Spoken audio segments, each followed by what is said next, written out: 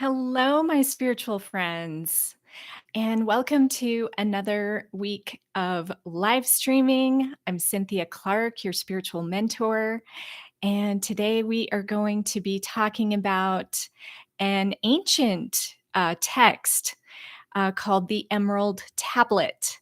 So, if you are struggling with your manifesting, or if you are wondering, why can't I actually create what I want in my life, this ancient text can give us some clues.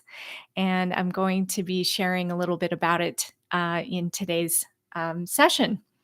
So, by the way, every week I try to give you some useful information to help you with your manifesting and to live your best life. Because that's what it's all about. And we're also in the time of ascension, so we're all waking up more and more every day to our spiritual selves. And if we can tap into what that means, we can live a much more fulfilling and joyful life. So, if in case you missed last week's episode, last week I did talk about healing from original sin. So, if you feel like you've got a lot of guilt energy or shame energy in your field, then you might want to take a look at that. And next week, we are going to be talking about a message that I received from the Arcturians, and they gave me a process about cellular repair. So join me next week for that one. But today, like I said, we're going to be talking about this text called the Emerald Tablet. Okay, so the Emerald Tablet was an ancient, either Egyptian, Greek, during that time, based on Hermeticism. And it's Hermeticism is a spiritual tradition that brings together science and spirituality through investigations of nature and the cosmos. So it is based on the concept of alchemy, which is all about turning lead into gold, or when you think of it on a spiritual level, it's about turning a leaden opportunity into something that can become your golden opportunity, right? So when we are struggling with things, we can look at it as, why did this happen to me? What is wrong with me? Why do I have to struggle? Or we can look at it like, okay, there's something to learn from this, and I can actually turn it into something even better. So that's what this is all about. So this text called the Emerald Tablet was carved on a bright green stone. This is the legend, and it was transported out of Egypt during the fall of Atlantis, and it was stored under the Great Pyramid. So I'm going to give you one of the translations, and then I will talk about the channeling that I received in one of my meditations. Because I do a process called automatic writing, where I go into meditation and I essentially receive messages from the higher dimensional realms. And so one day I just got a message about this emerald tablet. So that's one of the reasons why I'm sharing it with you. And also because it's so useful. Okay, so here is the text.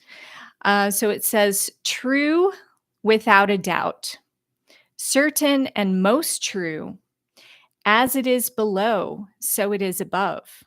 As it is above, so it is below, to perform the miracles of the one thing.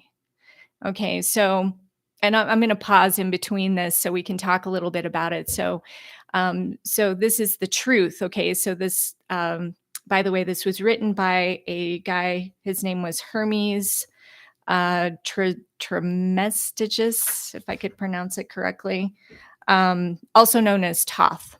Okay, so yeah, here it is. Hermes Trismegistus. I'm probably saying it wrong, but anyway. Um, so So as it is below, so it is above. Okay, so what that means is that below where we are here on earth, it is also up in the realm of creation, right? The realm of creation is where we come, that is outside of our time space earth existence, right? It's where our soul comes from, right? It's where the cosmic heart, the divine oneness comes from. Okay, so that's the first part.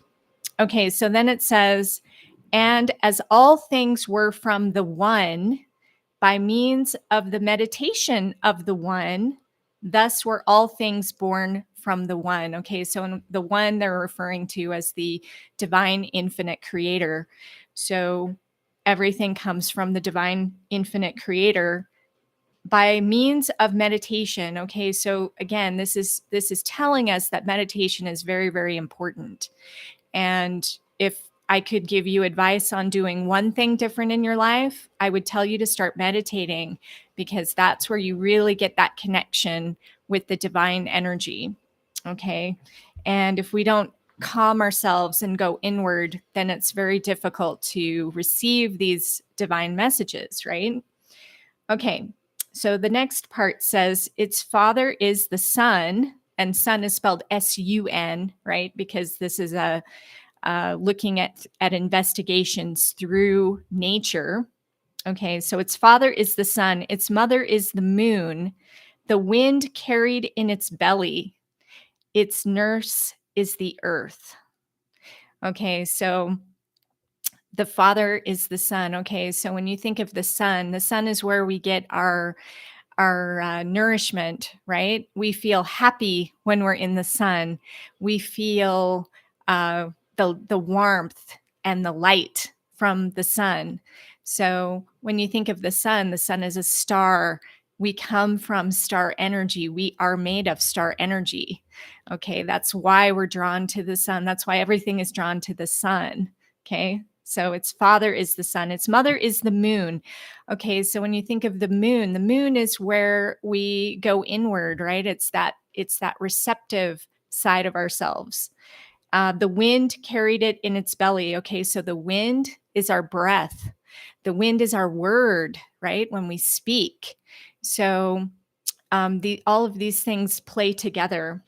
And its nurse is the earth, and here we are on earth, and we're in this little vessel right now, and we're nurturing ourselves in a human existence, right? Okay. The next part says, the father of all the world is here.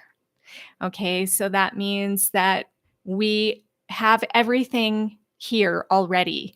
We have divine energy in everything already here. Okay, so even though we may feel like we're separated, we're not. Okay, so its power is whole.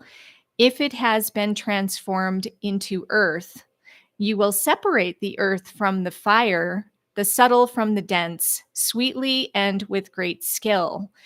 Okay, so to me, what this is saying is that um, we come to Earth, we have this human experience, we separate for a time in order to live that human experience.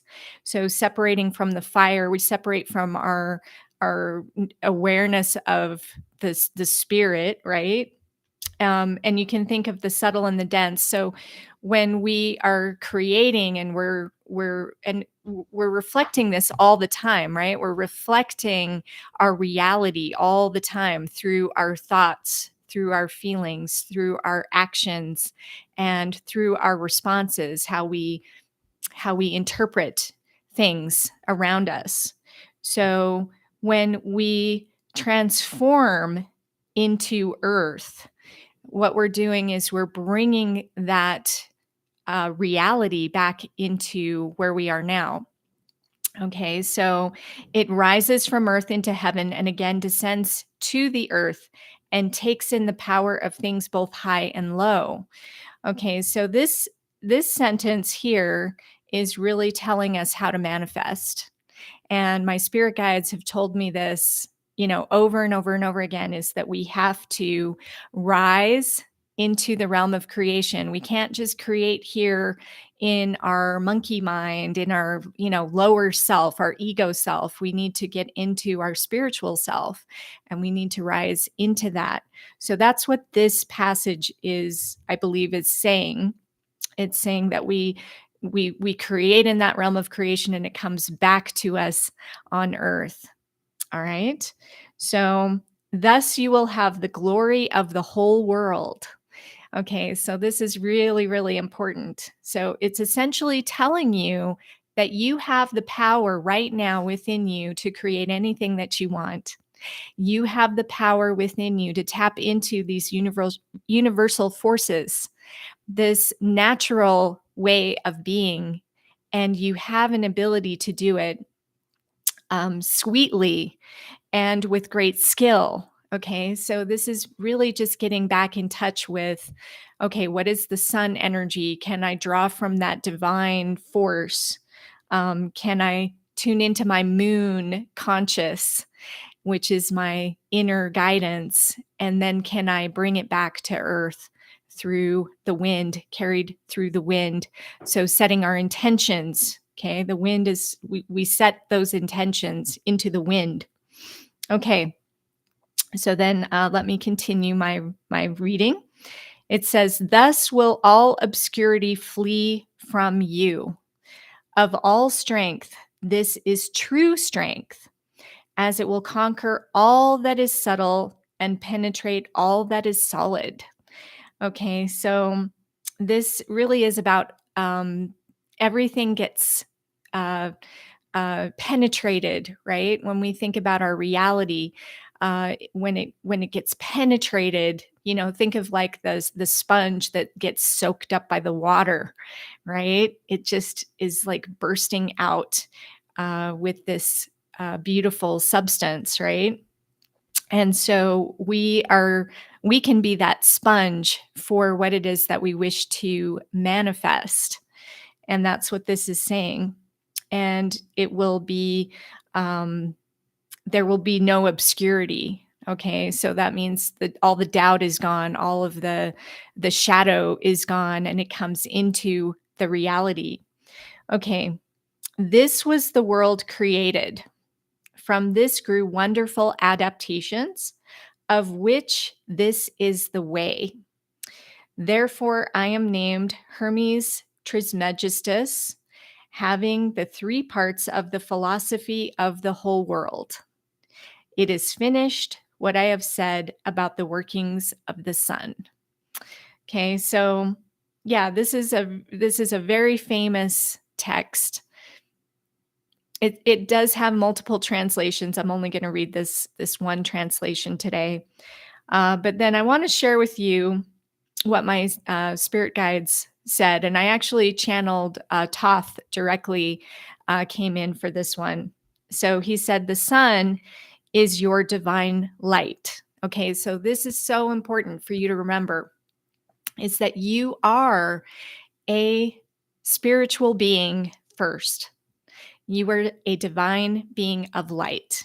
Okay, you may have an individual personality. You may, feel like you're independent and separate, right? And we do all have our own unique path, but at the core, we all have divine energy within us.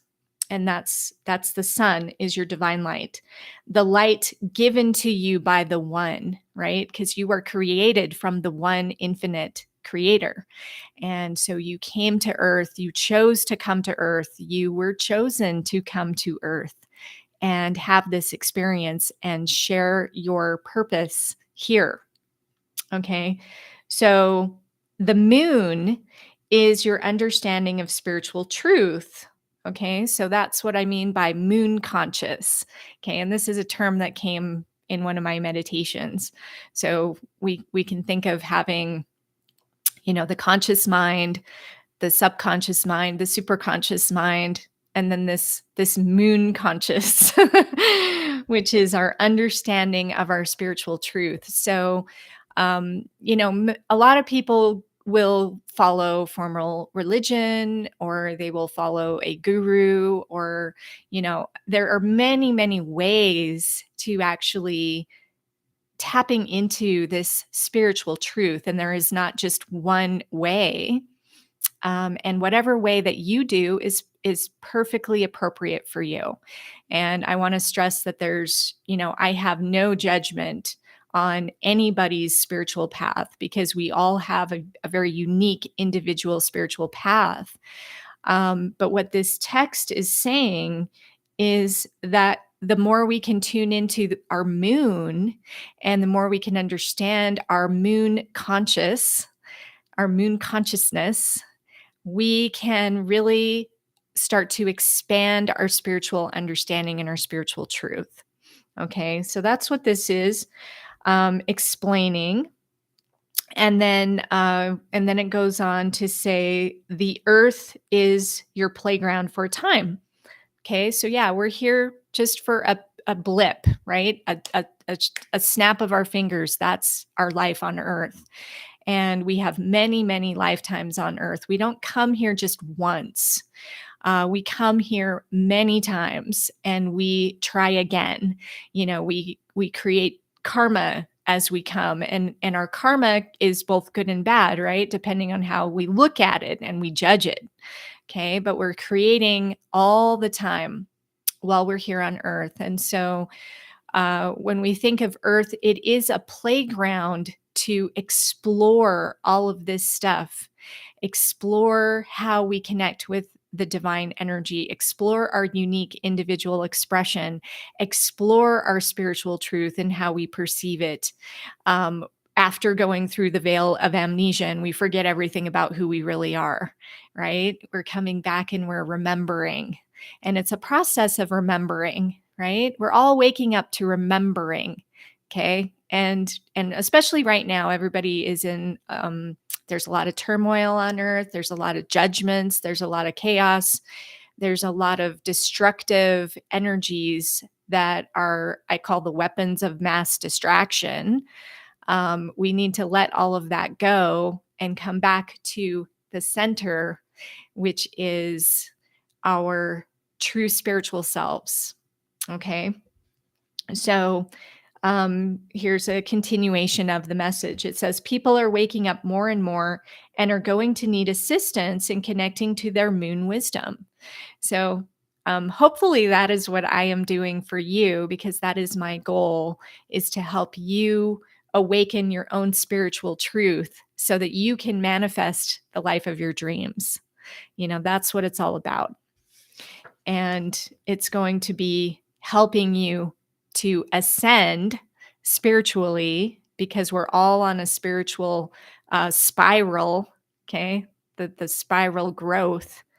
Okay. So here's a continuation. It has lain dormant for many this entire earth lifetime, knowing from the sun that it would emerge in brilliant glory at the precise moment of planned dawn. Okay, now that just gives me chills, right? When we think of we are at the dawn of a new spiritual awakening, we are here to know that we're in divine time. The universe doesn't make mistakes, okay, regardless of what it looks like.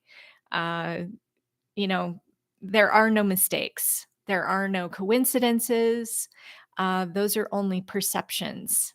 Everything is perfect and in divine time. So the dawn is now here for many, and they will need to connect to the truth of who they are, why they chose to incarnate this time, and what their impact is moving forward toward a new reality that is looming closer every second. There is so much more potential in each sun than most could possibly comprehend. Okay, so this is a big statement here. And what it's really saying is that you, as an infinite being of light, were shoved into this body, right? Shoved into this experience, this one little blip of infinity. and you have the potential of the entire universe within you. And I believe that is the gist of this message from the Emerald Tablet, is that you hold the mysteries of the entire universe within you, within your own DNA, which is divine perfection and doesn't need to be manipulated or altered. It is already perfect. And you just need to activate, essentially that's what the waking up process is. We're activating more and more of our divine selves, and we are activating a potential that is beyond anything that you could possibly imagine right now. Okay, so I want to bring this back to a couple of things for you to look at, and not only just to think about your infinite selves, but to look at a couple of things in your hands, because your hands are the reflection of yourself. Okay, so getting to know yourself is within your hand. And of course, the divine would not have brought us here without a map, right? You have a GPS, you have a map. Okay, it's right here. It's in these hands. And so your moon area, by the way, is located down here, the lower part of your palm near the wrist, away from the thumb. Okay, the thumb is the willpower. And because our thumb cannot reach that part, this is the deep moon conscious area. Now, if you have lines that are either diagonal or somewhat vertical, or maybe you have a little star down there, that is indicating that you have flow going through your moon. Also, just check the quality of it. Is it puffy? Does it have a little bit of puffiness to it? We want to see that. Or does it droop? Does it drop into the wrist? If it has a lot of redness, that can be a stress.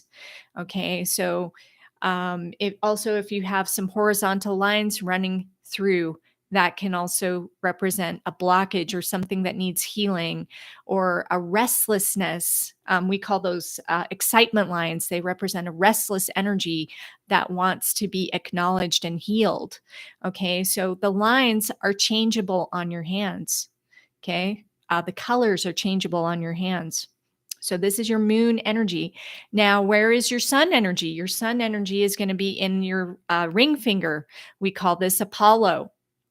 Now, if you have a big, long Apollo finger relative to the other fingers, which I do not, but most people actually do have a longer Apollo finger, that is your desire to express outward. It's your creative expression.